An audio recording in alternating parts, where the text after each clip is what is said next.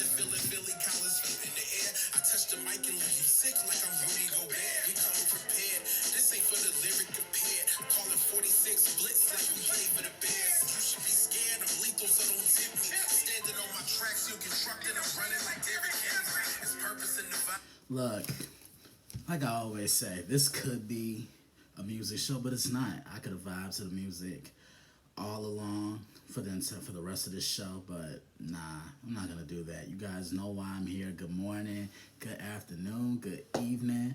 Welcome to yet another episode of the Daily Blitz's first official podcast entitled Monday Evening Quarterback. My name is Christian Simpson, and I am the CEO. I'm the founder. I'm the NFL and college football analyst of a brand called the Daily Blitz, where we specialize in all things football 24/7, 365. If this is your first time tuning in, welcome. Thank you for tuning in. I hope you're doing well, and I hope you're staying safe. And if you've been following along from the get-go, welcome back. What's going on? Talk to me. Have another jam-packed show here for you. We're going to talk about what caught my eye in week 4 of college football. Week 3 of the NFL will conclude tonight with a classic NFC East showdown on Monday Night Football between the Dallas Cowboys and the surprisingly 3-0 New York Football Giants. Can't wait to give my little take and my little preview on that. Can you believe it's already week 4 of college football? It just seems like yesterday I was getting ready to preview Notre Dame and Ohio State, and here we are almost 5 weeks in this upcoming Saturday. Let's dive right in. Let's start with college. Like I said, it was week 4. Arguably the game of the day took place in Winston-Salem. Clemson Tigers, Wake Forest Demon Deacons. Now, Wake Forest had the advantage at quarterback. Sam Hartman's the best quarterback in the ACC, arguably one of the 2 or 3 best quarterbacks in the nation.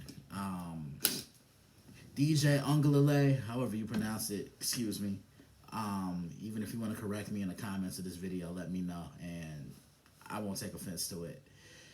He's matured this year. Last year was really a learning experience because look who we had to come in after. Trevor Lawrence, a once-in-a-lifetime generational talent.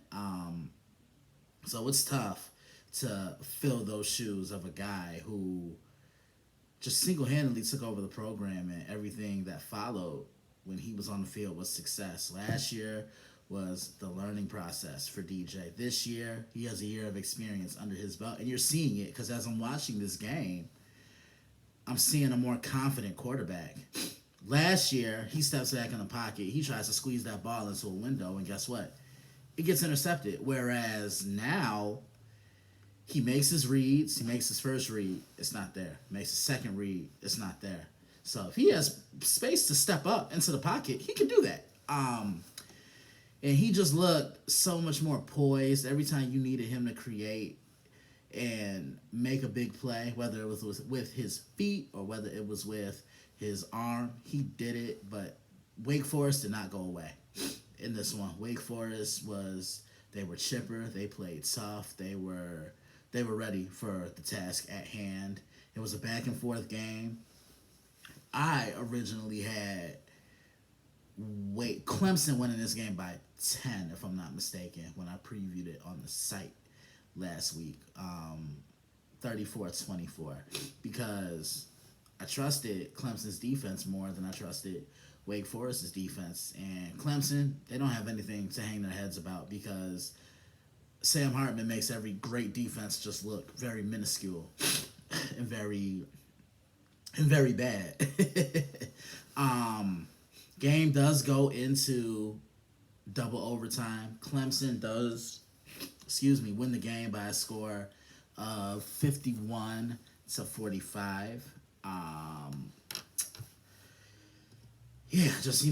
I like checking just to make sure because I don't like putting out false info in anything I do. It was 51-45 in overtime. Some of the stats here.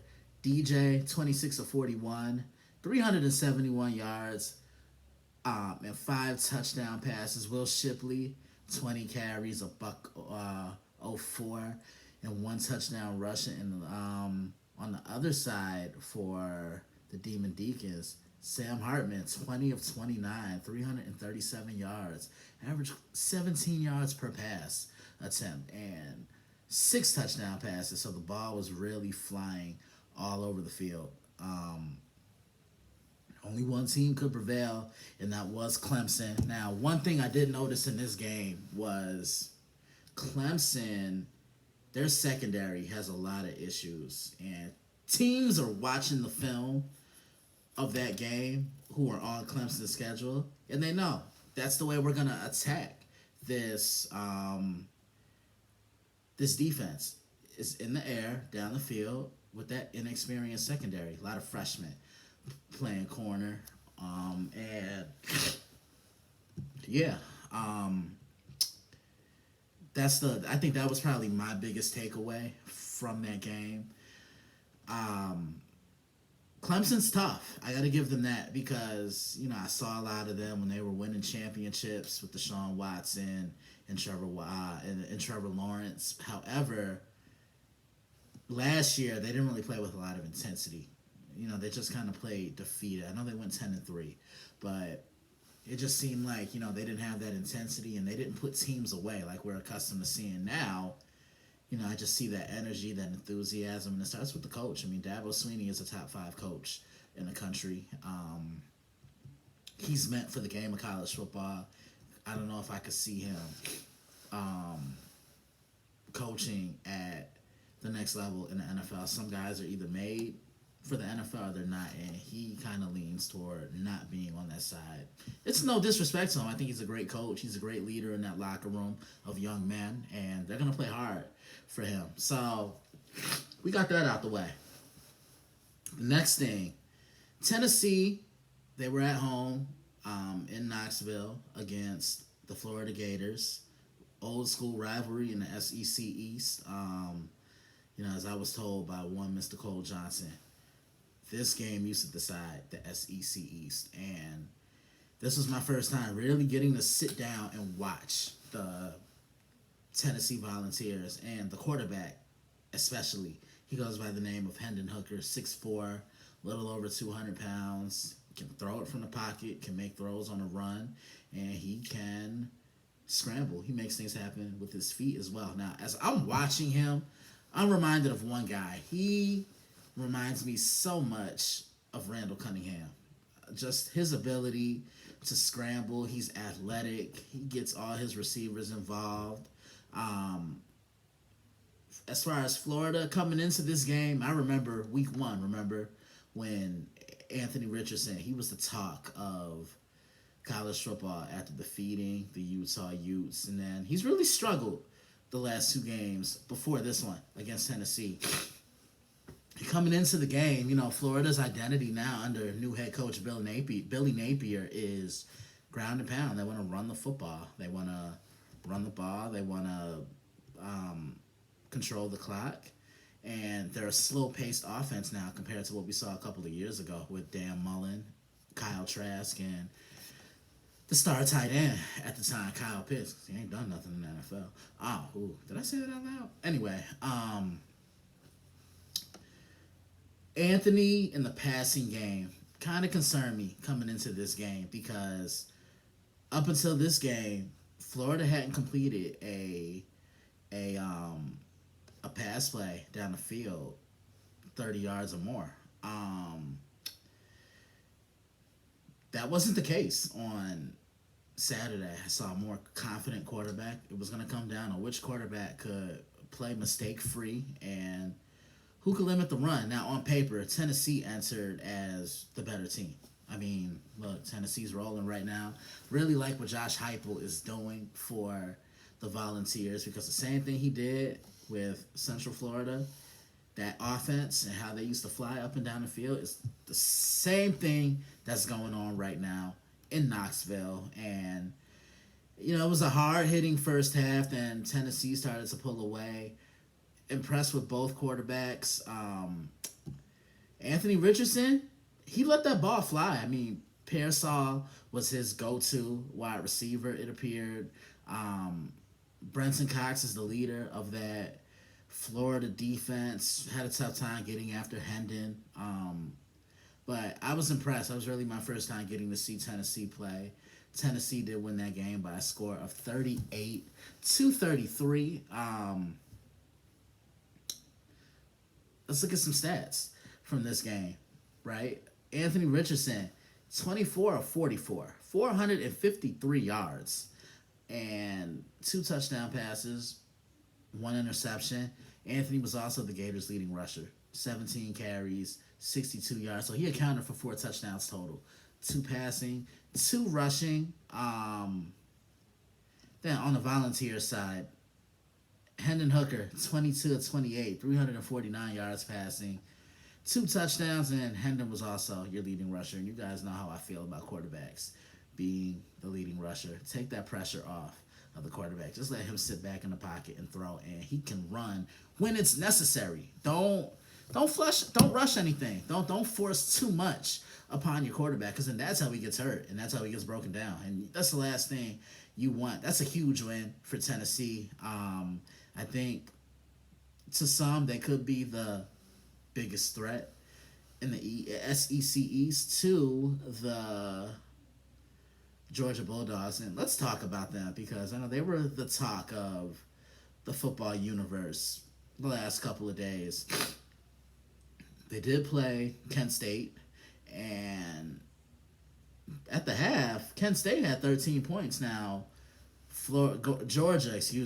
Georgia, they're that one team that they're almost that immovable wall. That team you can't run against, you can't throw against, you can't do it much against. Like, I always joke around and say, they make you think that you have a chance. That's cute.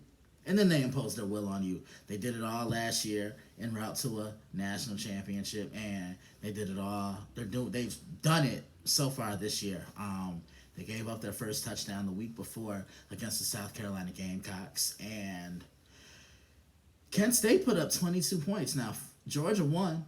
Almost got my teams confused again. Georgia did win this football game, but 22 points. Look, even the greatest defenses have a day off at the office. They're going to regroup. I don't see another team scoring this many points on Georgia again this year. I still think Georgia, they're still the team to beat in the country. And I actually agreed with something Paul Feinbaum, the legendary college football columnist for ESPN and podcaster, said. He said that Georgia, they're the new bullies of college football. And he might be onto something, because Alabama just doesn't scare you. Yeah, Alabama won this weekend, but after what I saw in week 2 against the Texas Longhorns, Alabama can be had. You know, they just need to run into a bigger opponent. You know, I think Georgia could beat them. At this rate, another team that I'm about to talk about could potentially beat them. And yeah, just being honest, that's just me. We'll see more from Alabama this week. I believe they play the Arkansas Razorbacks in Hogville. Next team I want to talk about, the Ohio State Buckeyes. Now, I think this is the second best team in the country behind Georgia, because I'm watching that game against the Wisconsin Badgers, another one I previewed on the site the other day. That was actually my intriguing game of the week. As you guys know, I preview 5 games a week. I preview usually 2 college, but depending on the schedule, it could be 3 college, 2 NFL. Just wanted to get that out the way. Another shameless plug, as one of my radio contributors likes to say. But I knew for Wisconsin to win this football game, they were going to have to absolutely run Braylon Allen and Shez Malusi. They were going to have to be on their A game, and this is a much improved Ohio State run defense, because they're clamping down. They're not missing gaps. You know, they understand their gap assignments. They're not missing lanes, and they're pursuing the ball. And most importantly, they're tackling in the open field. I think that's my biggest takeaway from all of that. And Ohio State put this game away early on. I mean, C.J. Stroud just continues to impress me. He might be the best quarterback in college football. But I think the most impressive thing about this Ohio State offense is they're still getting high octane production, even without Jackson Smith and Jigba. And he's the engine to this entire offense. I mean, you guys have heard me rave about him. He's a fluid route runner. He can block. He can get the ball down the field. Reminds me, he can move with the ball in his hands up the field. And he's not your typical slot guy. He's a guy that can really take the top off of his own defense. Because when you think of slot guys, you think of guys that go underneath and just work everything underneath and under the middle and this and that. That's not the case with Jackson because he plays a lot bigger than he appears. And like I said, he reminds me so much of Chris Godwin of the Tampa Bay Buccaneers. And Marvin Harrison Jr. has been stepping up. The running game has been stepping up. So there's no shortage of weapons with the Ohio State Buckeyes. And the defense has improved. This is why they hired the new defensive coordinator, Jim Knowles. Ohio State's only given up 84 yards rushing per game. That's saying something. But let's see what they can do against a team like a Penn State or like that team up north against Michigan. Remember, Michigan beat them last year. And I actually did have Ohio State winning the Big Ten East, but I think Michigan is still going to be another tough out. I think we'll know more on who Ohio State really is when they play Penn State later at the end of the month in October. That is going to tell us everything we need to know about them. But Ohio State is rolling. But the thing that I took away from that game against Wisconsin on Saturday night was they're still playing with a lot of intensity. Though the lead is a big lead, they're up by a big margin, and they're almost playing like they don't have a lead. I don't know if you guys noticed that, but they're still moving 110%. A lot of teams don't do that. A lot of teams get complacent, and that's how leads get blown. So kudos to Ryan Day for telling his team not to take their foot off the gas pedal. I think it starts up top with the head coach, and they're gonna follow his lead. He's gonna set the example. He's gonna lay the foundation, and here we are. More upsets took place. More upsets took place. 3 teams went down in the top 25 in the AP, top 25.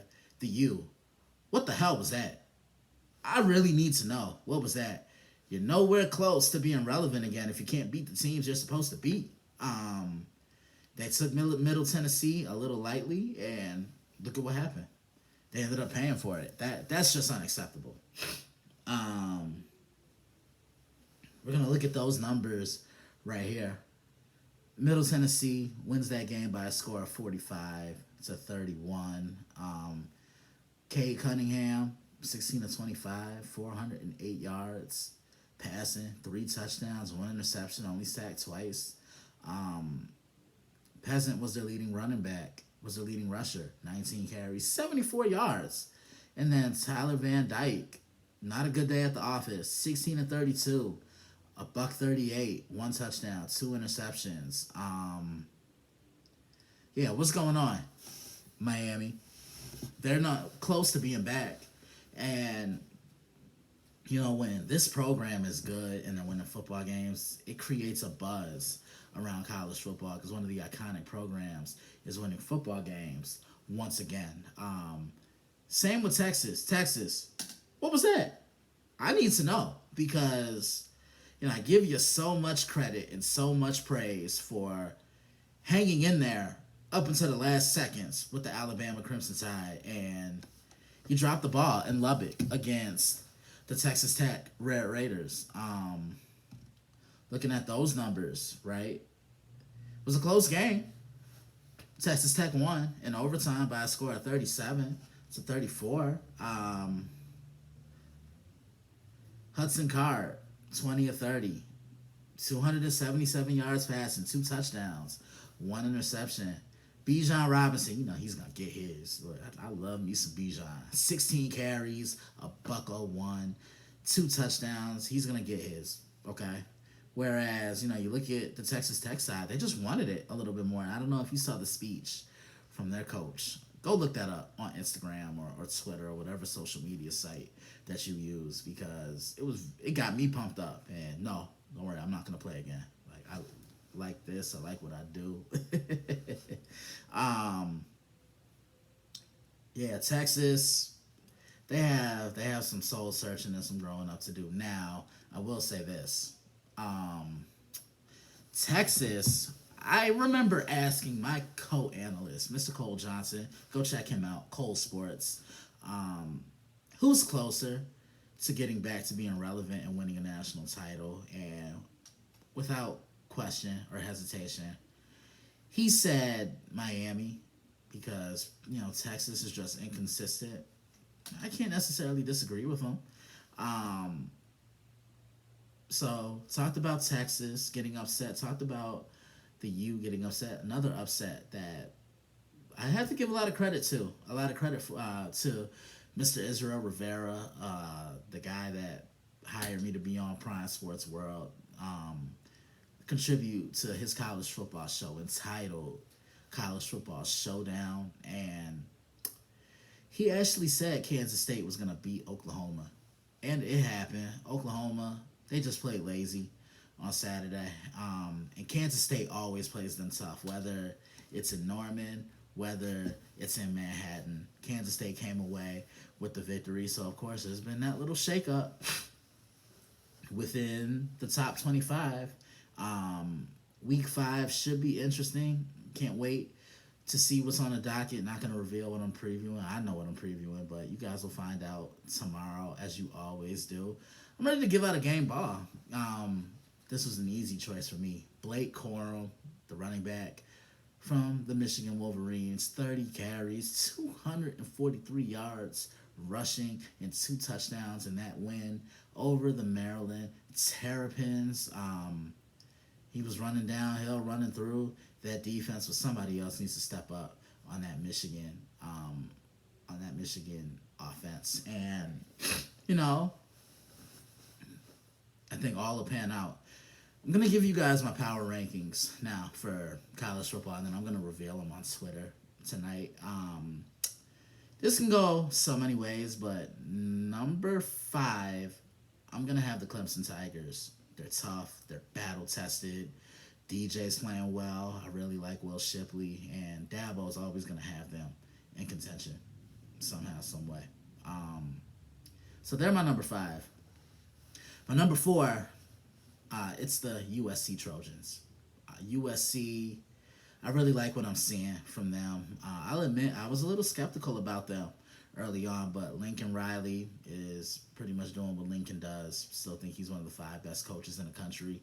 And how about Caleb Williams and Jordan Addison, who actually called game the other day in that game against the Oregon State Beavers? That was actually my upset pick, because Corvallis is such a tough place to play. If this game were in California, I definitely lean toward USC, but I don't know, Oregon State played them tough, and I think that was the test that USC needed. Well, not test necessarily. They needed that type of game just to show what they're made of, and they prevailed. It was low scoring, 17-14. But yeah, USC, I think they're back again, and it's so much fun to see.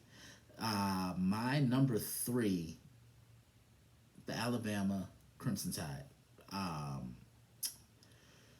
You know what you're going to get from them. I think they're going to be more of a ground team this year. Bryce Young working with a plethora of new wide receivers. There's no Jamison Williams. There's no John Mechie III. They're going to run the ball. Defensively, they're great in the front 7, but I still worry about them in that secondary. Their secondary is going to be the end-all, be-all for them. It was last year, and I can say the same this year. Number 2, the Ohio State Buckeyes. Like I said, I think this is the second best team in the country right now. I love the way they're pushing the ball up the field. They're getting the running game going.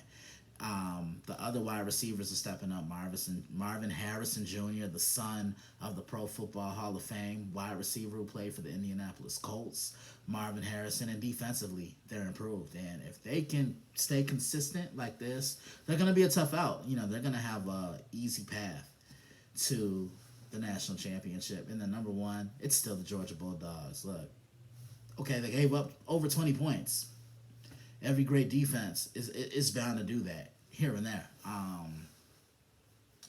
So those are my power rankings. I'm going to put those on Twitter, and then I'll share them with everybody tonight. Let's jump to the NFL.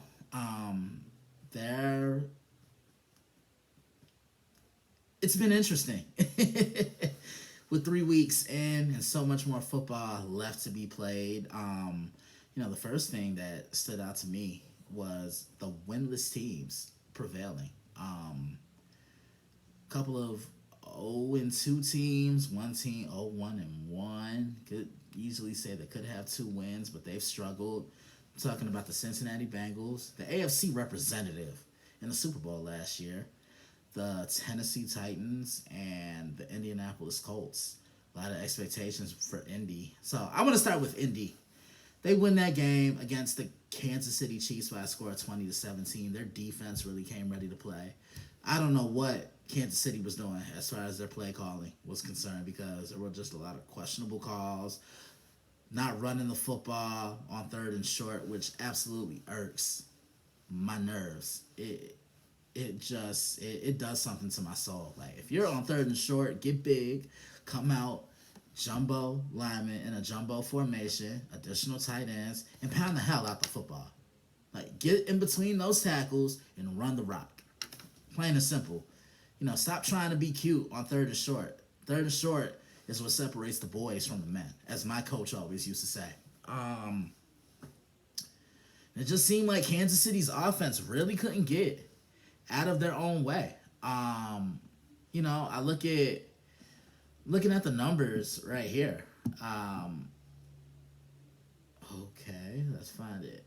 Looking at the numbers right here. Patrick Mahomes, 20 of 35, 262 yards passing, and 1 touchdown. And Mahomes was also their leading rusher. Like, you guys already heard what I have to say about that. Stop putting all that pressure on your quarterback. Juju Smith-Schuster, it's funny.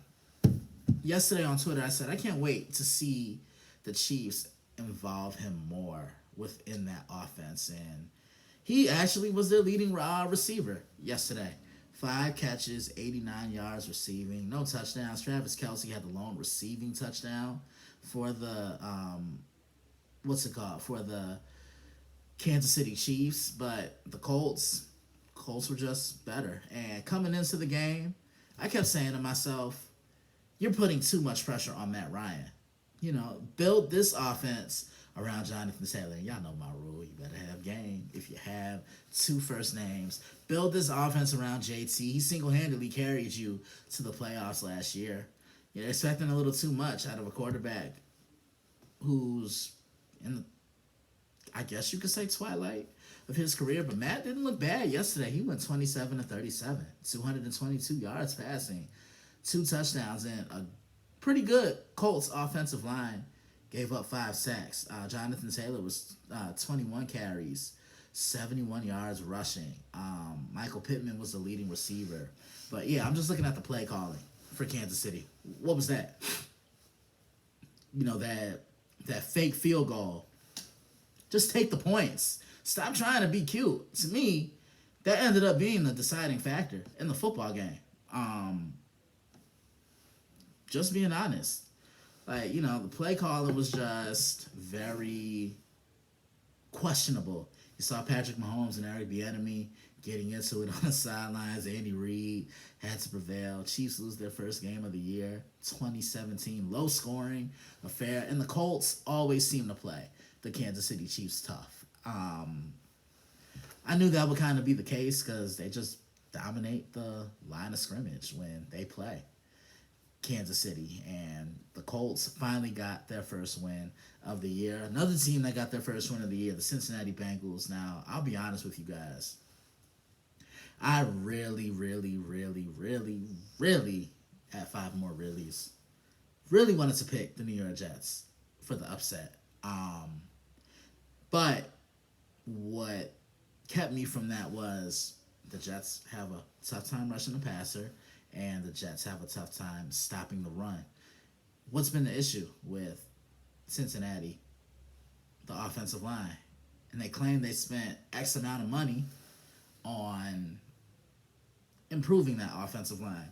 I haven't seen it because I look at Joe Burrow, and coming into that game yesterday against the Jets, he was sacked 7 times in the Super Bowl against the Rams. So I'm looking at his last 3 games. Sacked 7 times in his last 3 games. Sacked 7 times against the Rams in the Super Bowl. Sacked 7 times against the Steelers in week 1. And then sacked 6 times in week 2 against the Cowboys. That's a total of 20 times. And I'm just going to say it now. I said it all throughout the shows I contribute for. I said if the Bengals don't improve protecting this kid, he's not going to make it a decade in this league. He could be the second coming of Andrew Luck, because Andrew Luck didn't have an offensive line. Once he did, he ends up having the greatest year of his career, wins comeback player of the year, and then just walks away from the game of football. Body couldn't handle it anymore. And I don't want that for Joe Burrow, because I think Joe Burrow has a chance to be one of the faces of this league, and I think he has a chance to be a superstar in this league. Bengals finally get their first win of the year. They win by a score of 27-12. All right, looking up that score. Yeah, 27-12 was the final score of that game. Joe Burrow, 275 yards passing, 3 touchdowns. Only sacked twice. Okay. The number went down, but he was still sacked nonetheless. Samaje Perine was the leading rusher with 47 yards.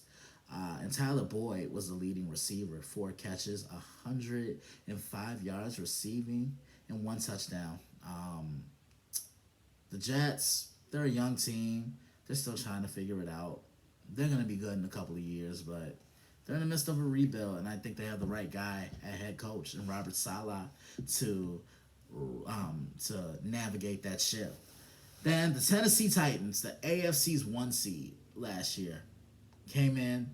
Disappointing start to the season. I'm still trying to navigate and question why they traded A.J.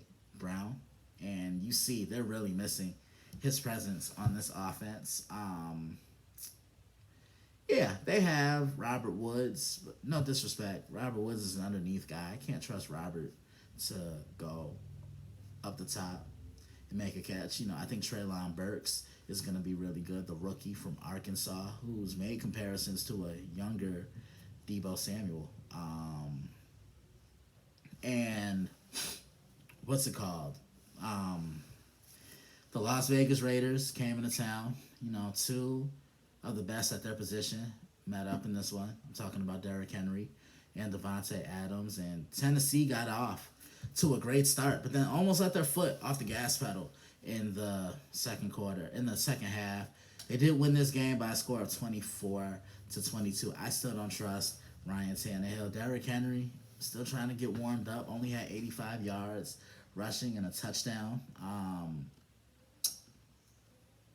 The Raiders are 0-3, and they're the only 0-3 team in the league right now. There was a lot of hype with them. But I will say this. The Raiders, I knew, wouldn't be that great compared to Kansas City, Denver, the Chargers, who I'm going to get into in a little bit. I knew that was going to be, they were going to be at the bottom of the barrel in the AFC, because in the AFC West, because of their defense. And I read today Devontae Adams is not happy. I guess the grass ain't always greener on the other side. You wanted to leave, you left. Now you're gonna have to navigate your way through it. Arguably the game of the day yesterday, staying on cue with the NFL, on par. Buffalo Bills, Miami Dolphins. Previewed this one on the site on Friday. Very entertaining game. Buffalo came in with a ton of missing pieces on defense. Their entire secondary was rookies. And I said, look for Tua, Jalen Waddle, and Tyreek Hill to navigate and attack those um, those rookie corners, and they did for the most part. Now, one problem that I've had with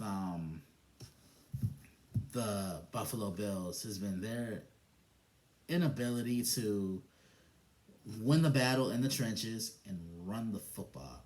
Josh Allen threw that football 63 times yesterday. I get it's a pass happy league.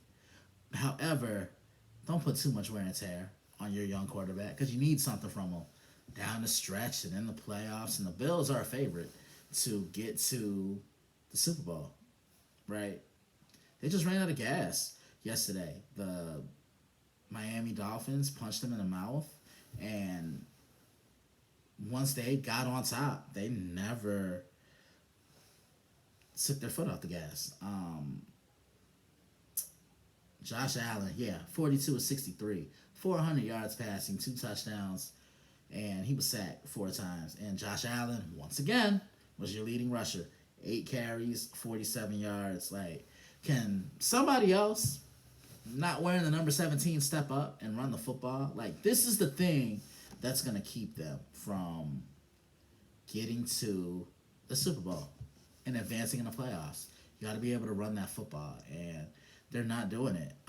Devin Singletary was your leading rusher, 9 receptions, 78 yards. Isaiah McKenzie, 76 yards. Stephon Diggs, 74 yards. Then you're looking at the Miami side. Tua, Tagovailoa, 13 of 18, a buck 86 and a touchdown. And scary moment because he got hit. He hit his head, came back, ended up coming back. But before he ended up coming back to the game, he was stumbling to really get himself together. And that's just a scary sight. I really like Mike McDaniel. This team is taken after him. The Dolphins are 3-0. Whoever would have thought? They're the only unbeaten team in the AFC right now. This was a great game. Dolphins win by a score of 21-19. I had Buffalo winning this game, but look, the cards don't always fall for you. Some of the later games on tap yesterday. But Packers, Buccaneers, 6th career meeting between Aaron Rodgers and Tom Brady. This was their first time meeting since that NFC Championship game last year when the Buccaneers went to the Super Bowl and ended up becoming the first team in NFL history to win a Super Bowl in their own stadium, in their own backyard. This is going to be a tough day at the office for Brady, and it showed. No Julio Jones. He don't play no way. No Chris Godwin. He's been limited with a hamstring injury. And I was just telling somebody yesterday, he is the Buccaneers' most important player on that offense. When Tom signed with the Tampa Bay Buccaneers back in 2020, I was most excited for Chris Godwin because he's like Julian Edelman, but could do more. Julian was the guy that could go underneath. Yeah, Godwin can go underneath, but Godwin doesn't also mind going up and down the field. And he's key in run blocking on the perimeter. No Mike Evans. He was serving his 1-game suspension for his role in that little scuffle in New Orleans in week 2. So who was Brady going to turn to? I said coming into this game, it would come down to who would run the ball more consistently. And this is the type of team the Green Bay Packers are going to have to be until Aaron Rodgers is a little more on the same page with all those wide receivers.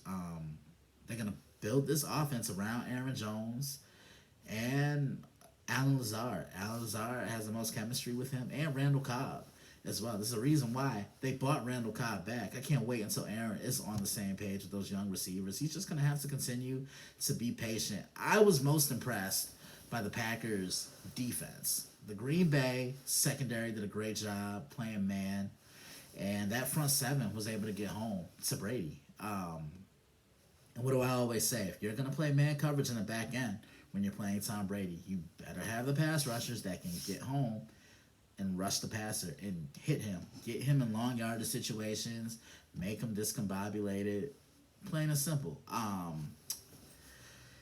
Yeah, so it was a low scoring game. Whenever you have two of the greatest quarterbacks ever, you automatically think it's going to be high scoring and the ball is going to be flying. And Tampa, they did get back into the game, but they couldn't convert on a 2 point conversion. Packers win the game by a score of 14-12. The Jacksonville Jaguars go across country to California to play the Los Angeles Chargers, and they punch the Chargers in the mouth. Now, the last time we saw the Chargers play, they were giving up the lead in Kansas City to the Chiefs, and Justin Herbert got absolutely drilled. And you could tell he's not 100%. He is he's tough. And, I mean, you're playing with two fractured ribs or rib cartilage, and you could just tell he was not himself. This Jacksonville team, what a huge difference compared to last year when Jacksonville had Urban Meyer as their head coach. Now they have Doug Peterson, and Trevor Lawrence is climbing that ladder. It helps when your former coach is an offensive-minded guy. He's a quarterback himself. I'm impressed. Did not expect to see Jacksonville at 2-1 through 3 games. You know, they've been in a rebuild the last couple years. Defense played well. They're running the ball. Those weapons are complementary. Excuse me. Those weapons are complementary of the quarterback.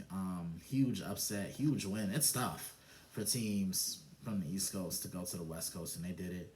Rams won again. They beat the Arizona Cardinals by a score of 20-12 a game they had to grind out. And how about the Philadelphia Eagles? Philly, I think this is the best team I've seen in the NFC through 3 games. We knew they could run the ball. We knew they could play defense, but it's been their passing attack that's really gravitated to my attention because they're getting Devontae Smith involved. A.J. Brown brings a lot of depth and just a toughness to that offense because he can go up and get the ball. But, you know, the guy that's been in charge, Jalen Hurts, he just looks comfortable. Last year was his first full year starting, and now he just looks comfortable under Nick Sirianni's offense. Not really depending on his mobility. He wants to show he can beat you from the pocket. Big day at the office for the Eagles. They beat the Washington Commanders by a score of 24-8. And, wow, that's perfect segue because Devontae Smith, the Eagles' second-year young wide receiver, gets my game ball for the NFL. 8 catches, $169, and a touchdown, and a big win over the Commanders. The Eagles are 3-0, and they are absolutely rolling right now. This is the part of the show where I take some questions. And I have a few right now. This one comes from Cree Pinkston. What's up, Cree? Predict Miami season record. Wow. I'll say 12-5. You know, I think they can make the playoffs. 11-6 at the worst. I think they can make the playoffs because they'll beat New England again. They have 2 with the Jets. I think they can win those. You know, I'm gonna look at their schedule. Wow. I answer this. So they play Cincinnati on Thursday night to kick everything off for the week of football. Then they play the Jets. Then they host Minnesota. Then they play the Steelers. Then they play the Lions. Then they come to Chicago to play the Bears. Then they play the Browns and the Texans. Then the 49ers. Then they play the Chargers. Then they play Buffalo. Interesting. Interesting. That's tough, but I'll say 12-5 or 11-6 at the worst. You know, thank you for your question. My next question comes from TJ Hopkins. TJ asks, what's wrong with Justin Fields? I sometimes feel he forces the ball when nothing else is there. I feel he needs to make his reads and not always take that shot down the field. It's okay to throw the football underneath, right? It's coaching too, because I feel they're not letting him be him. Like, let him run, let him move the pocket, let him get yards with his feet. Good things are gonna come from that. Let him play his game. I said the same thing about Russell Wilson as I'm watching that game last night. I know under Nathaniel Hackett, Denver's new head coach,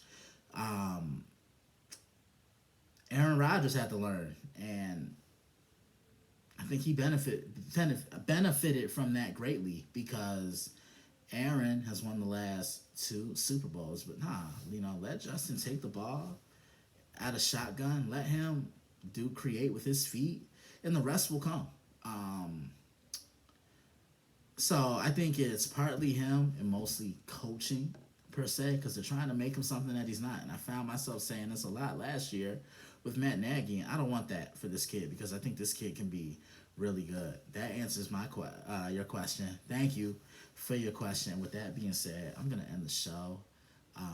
If you guys ever want to be featured on Monday Evening Quarterback with phone calls, let me know. I will gladly reach out to you. I will explain it, and we can get that knocked out. Always end the show with some shout outs. My amazing family, my mom and my dad, love you guys so very much. I'm not doing this without you, either one of you. So thank you for always supporting me and pushing me toward my goals and my dreams. My little sister Taylor, so proud of you. Love you so much as well. My son, better known as my dog Siebes, who's actually laying at my feet right now. My other siblings, Tanisha, Sean, Janice, some of my closest friends, Rob Carter, Mike Griffin, Alex Bennett, Corey Harris, Deshaun Elliott, Robert Butler, Jason Tyree, Candace Carter, Kimmel Fryer, and everybody else who's been in support of me. I couldn't thank you enough. I'd be here all day if I could explain to you just how much your support means to me. So glad I got those shout outs out the way. Now, how can you keep up with me? Very simple. Log on to the website. It will be in the caption of this video, which is thedailyblitz.blog. Enter your email address. Become a subscriber today. And anything that I write or post on the website, you will get to your inbox.